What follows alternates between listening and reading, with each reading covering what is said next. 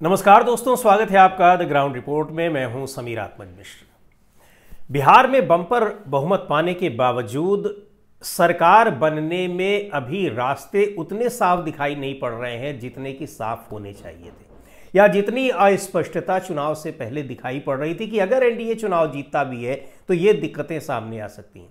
हालांकि bumper majority मिली है, उम्मीद से बहुत ज़्यादा 202 सीटें, 243 सदस्यीय विधानसभा में एनडीए को 202 सीटें मिली हैं। Number 1 party Bharatiya Janata party है, लेकिन नंबर 2 की पार्टी जेडीयू है, पर उसमें बहुत ज़्यादा सीटों का अंतर नहीं है, महज 4 सीटों का अंतर है।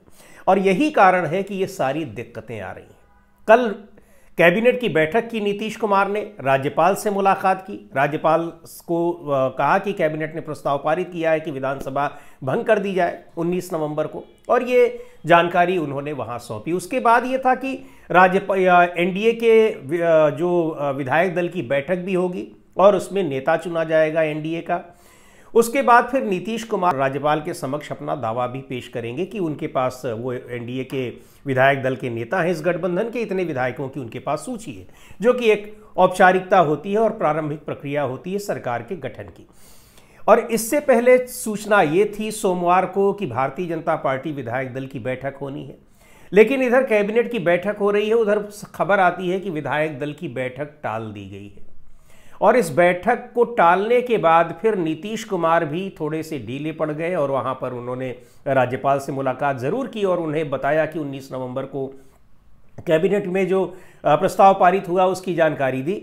लेकिन एनडीए के विधायक दल का नेता चुने जाने का कार्यक्रम भी टल गया, क्योंकि बीजेपी के विधायक दल की बैठक टल गई और दूसरी पार्टियों की भी विधायक दल की बैठक होनी थी और उसमें नेता चुना जाना था, लेकिन उनकी भी बैठकें नहीं हुई।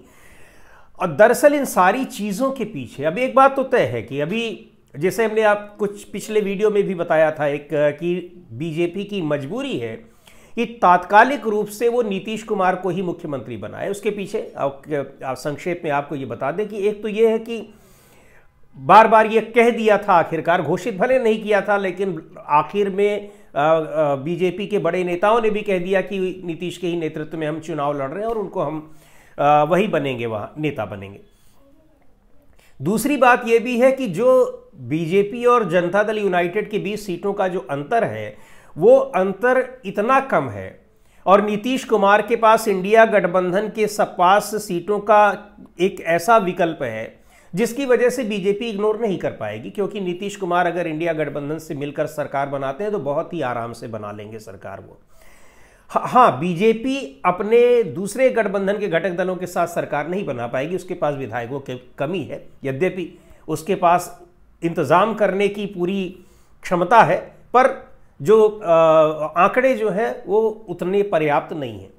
तो पहली बात तो ये बहुत ही महत्वपूर्ण है कि मुख्यमंत्री के पद को लेकर फिलहाल अब कोई दिक्कत नहीं है, नीतीश कुमार ही बनेंगे, एनडीए के विधायक दल के नेता के रूप में वही चुने जाएंगे।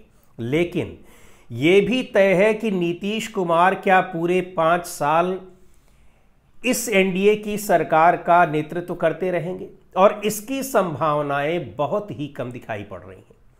ये न केवल दूसरे लोगों को, पॉलिटिकल एनालिस्ट को, बल्कि खुद नीतीश कुमार को भी ये बात पता है। उनको भी ये मालूम है कि बीच में कुछ न कुछ होना है। उस स्थिति में चूंकि जब भी बहुमत नहीं रहता है किसी एक पार्टी को, यानी जब हंग असेंबली होती है, एनडीए गठबंधन को जरूर यहां पर बहुमत है लेकिन किसी पार्टी को बहुमत नहीं है, और ऐसी स्थिति में कोई भी पार्टी किसी भी दूसरे पार्टी के साथ मिलकर वहां विधानसभा में अपनी एक स्थिति बना सकती है। तो इस स्थिति में सबसे महत्वपूर्ण भूमिका हो जाती है स्पीकर की, चाहे वो लोकसभा हो चाहे वो विधानसभा हो। और नीतीश कुमार, तो पहली बात तो यह है कि यह तय हो चुका है कि एनडीए में नीतीश कुमार को ही मुख्यमंत्री बनाया जा रहा है। डिप्टी सीएम के नाम को लेकर भी चर्चाएं हैं, लेकिन डिप्टी सीएम पर नीतीश कुमार का कोई क्लेम नहीं है, वो सीधे भारतीय जनता पार्टी के 2 डिप्टी सीएम बनेंगे। हाँ, एक बात और भी है कि यहाँ लोक जनशक्ति पार्टी के किसी नेता को भी डिप्टी सीएम की बात बनाए जाने की बात हो रही है, और अगर कोई नाम आता है तो फिर उसमें एलजेपीआर के नेता चिराग पासवान ही होंगे, ये संभावना भी जताई जा रही है। और ये बीजेपी की मंशा के अनुरूप होगा, बीजेपी की इच्छा के अनुरूप ही होगा। तो डिप्टी सीएम को लेकर कोई टकराहट नहीं है। मंत्रियों की संख्या को लेकर भी लगभग बातें स्पष्ट हो चुकी हैं। सबसे बड़ा जो पेंच फंसा हुआ है वो है स्पीकर पर, क्योंकि स्पीकर ही इस तरह की हंग असेंबली के समय, यानी जब विधानसभा में पूर्ण बहुमत नहीं होता है किसी का, उस स्थिति में ये पद बड़ा महत्वपूर्ण हो जाता है। वही ये तय करता है कई बार कि विधायकों को लेकर, चाहे वो उनकी सदस्यता हो, उनका निलंबन हो, उनको मान्यता देने की बात हो, अगर कोई पार्टी टूट जाती है तो उसको मान्यता देने की बात हो, ये सारी चीज़ें स्पीकर ही तय करता है विधायकों को लेकर। और इस स्थिति में विधायकों स्पीकर का रोल बड़ा महत्वपूर्ण होता है।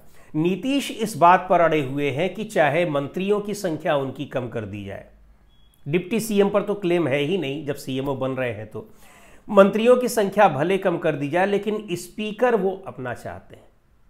और भारतीय जनता पार्टी चूंकि अपने दिमाग में ये बनाकर बैठी हुई है कि लंबे समय तक नीतीश को इस पद पर नहीं रखना है, इसलिए किसी भी कीमत पर वो स्पीकर अपना ही बनाना चाहती है। और यहाँ एक बार फिर अब ये जो राजनीतिक खेल होता है, उस खेल में ये देखने वाली बात हो गई कि अब यहाँ नीतीश कुमार जीतते हैं या फिर भारतीय जनता पार्टी। स्पीकर पर जिसकी दावेदारी साबित हो जाती है, यानी जिस पार्टी के विधायक को स्पीकर का पद मिल जाता है, माना जाएगा कि वो पार्टी इस दबाव की राजनीति में अपर हैंड उसका रहा है, यानी वो सफल रही है। अब देखना है। और पूरी जो सरकार गठन की प्रक्रिया है वो पूरी अभी यहीं पर अटकी हुई है।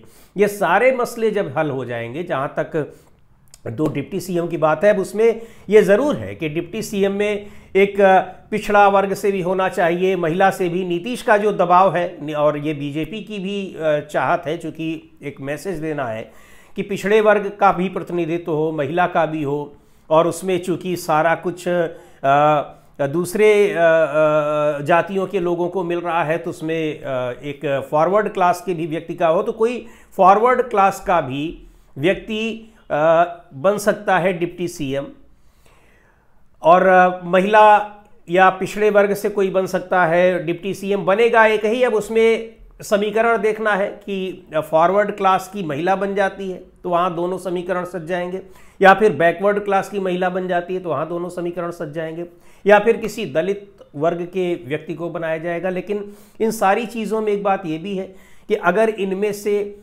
सभी जातियों के संतुलन को साधने की कोशिश होती है तो निश्चित तौर पर स्पीकर का पद भी इसी तरीके से संतुलन साधने के जगह पर किया जाएगा। माइनॉरिटी का तो कोई मतलब ही नहीं है। यद्यपि टिकट ज़रूर दिए जनता दल यूनाइटेड ने और जीते भी, पर माइनॉरिटी की दावेदारी इनमें से किसी पद पर होगी इसका तो सवाल ही नहीं उठता है। इसके लिए नीतीश कुमार भी दबाव नहीं डाल सकते हैं। खैर, पर जिन लोगों की है वो एक अभी उस पर मंथन चल रहा है, लेकिन जिस पर टकराव बना हुआ है वो सबसे अहम मुद्दा है स्पीकर का, क्योंकि स्पीकर का रोल बहुत ही महत्वपूर्ण होता है। नीतीश कुमार 5 साल मुख्यमंत्री के पद पर बने रहें, इसलिए उनको अपनी और उनके साथ कोई खेल ना होने पाए, इसलिए वो स्पीकर अपना चाहते हैं। दूसरी ओर भारतीय जनता पार्टी अपने मकसद में कामयाब हो। अभी तो तात्कालिक रूप से वो नीतीश कुमार को बना दे रही है मुख्यमंत्री, लेकिन आगे मुख्यमंत्री किसी तरीके से नीतीश कुमार को हटाकर वो अपना मुख्यमंत्री बना दे, उस अपने मकसद में कामयाब हो, इसके लिए उसको अपने स्पीकर की ज़रूरत है, तो वो अपना स्पीकर बनाना चाहती है। तो अब स्पीकर पर पूरा खेल अटका हुआ है। अब खबर यही थी, अभी तक की जो सारी जानकारी थी कि सोमवार को ये सारी प्रक्रियाएं पूरी हो जाएंगी, लेकिन नेता नहीं चुना गया अभी एनडीए का। बीजेपी के जो विधायक दल की बैठक थी वो टल गई है। कहा जा रहा था कि 19 या 20 तारीख को शपथ ग्रहण समारोह होगा। गांधी मैदान में पूरी तैयारियां भी की जा रही हैं। हालांकि अभी भी पूरी संभावना यही है कि 20 नवंबर को शपथ ग्रहण समारोह होगा, और उसमें शायद जो संख्या बल है इसमें, उसमें 36 मंत्री बन सकते हैं, लेकिन अभी कम से कम 5-6 मंत्रियों की जगह खाली रखी जाएगी कि कुछ दिनों के बाद कुछ लोगों को एकोमोडेट किया जाएगा। तो ये अब सभी सारे मंत्री शपथ लेते हैं या फिर कुछ मंत्री लेते हैं, केवल मुख्यमंत्री और डिप्टी सीएम लेते हैं, ये देखने वाली बात होगी। लेकिन 20 तारीख को काफी संभावना है कि शपथ ग्रहण समारोह होगा। लेकिन अगर यह टलता है तो इसका मतलब कि स्पीकर के मुद्दे पर दोनों ही पार्टियों के बीच कोई समझौता नहीं हो पा रहा है। एक बात और भी है, यहां नीतीश कुमार इस समय बार्गेनिंग की स्थिति में ज्यादा मजबूत दिखाई पड़ रहे हैं। इसलिए दिखाई पड़ रहे हैं कि उनके पास विकल्प दूसरा मौजूद है। और दूसरी बात यह भी है कि उनके लोकसभा में जो उनके सांसद हैं, उनकी बदौलत केंद्र की सरकार भी टिकी हुई है। हालांकि अब सरकार बना लेंगे तो उसके बाद वो सारी जो उनकी मजबूती है वो फिर कमजोरी में बदल जाएगी, और अब कहीं ज्यादा कमजोरी में बदल जाएगी, क्योंकि उनके सांसद उनके नेतृत्व में कितने रहेंगे और बीजेपी के नेतृत्व में कितने रहेंगे ये देखने वाली बात होगी। लेकिन अभी की स्थिति में ये है, और तो विकल्प है कि वो इंडिया गठबंधन के साथ भी सरकार बना सकते हैं, इसलिए वो अभी मजबूत स्थिति में दिखाई पड़ रहे हैं। दूसरी बात ये कि जो एनडीए गठबंधन के जो दूसरे घटक दल हैं, उनका भी समर्थन अभी नीतीश कुमार को स्पष्ट तौर पर मिलता दिखाई पड़ रहा है, खास तौर पर जीतन राम मांझी का और उपेंद्र कुशवाहा का, और यहां तक कि चिराग पासवान का भी। नीतीश कुमार से चुनाव जीतने के बाद ही किस तरीके से मुलाकात हुई, उसके पहले भी चिराग पासवान ने बहुत स्पष्ट रूप से कहा था कि उनकी पार्टी पहली बार नीतीश कुमार को मुख्यमंत्री बनाने के लिए चुनाव लड़ रही है। तो अभी तक की स्थिति में नीतीश कुमार मजबूत स्थिति में दिखाई पड़ रहे हैं, और उस स्थिति में दिखाई पड़ रहे हैं कि बेहतर ढंग से बार्गेनिंग कर सकें, क्योंकि उनके पास विकल्प मौजूद हैं और समर्थन उनके पास बीजेपी की तुलना में कहीं ज्यादा है। बीजेपी के पास अभी भी यह संकट है कि वो किसको नेता बनाएगी, यहां तक कि डिप्टी सीएम पर भी उस पर संकट है कि वो किसको बनाएगी और किसको नहीं बनाएगी। कोई स्पष्टता नहीं दिखाई पड़ रही है। सम्राट चौधरी पिछली बार जरूर बने थे, इस बार भी बनेंगे कि नहीं बनेंगे, ये उन पर तलवार लटकी हुई है। लेकिन नीतीश कुमार के साथ ये दिक्कत नहीं है। नीतीश कुमार के लिए बहुत सारे विकल्प खुले हुए हैं, पर अगर अपना स्पीकर वो नहीं बनवा पाते हैं तो ये साफ हो जाएगा कि नीतीश कुमार पूरी तरीके से भारतीय जनता पार्टी के दबाव में आ चुके हैं और अब बाहर निकलने का उनके पास कोई रास्ता नहीं है। आज के वीडियो में इतना ही। अगले वीडियो में फिर मिलेंगे एक नए विषय के साथ, एक नए मुद्दे के साथ। द ग्राउंड रिपोर्ट के यूट्यूब चैनल को आपने अब तक सब्सक्राइब न किया हो तो ज़रूर कर लें। हमारे वीडियोस को लाइक करें, शेयर करें और अपने सुझाव भी हमें ज़रूर भेजें।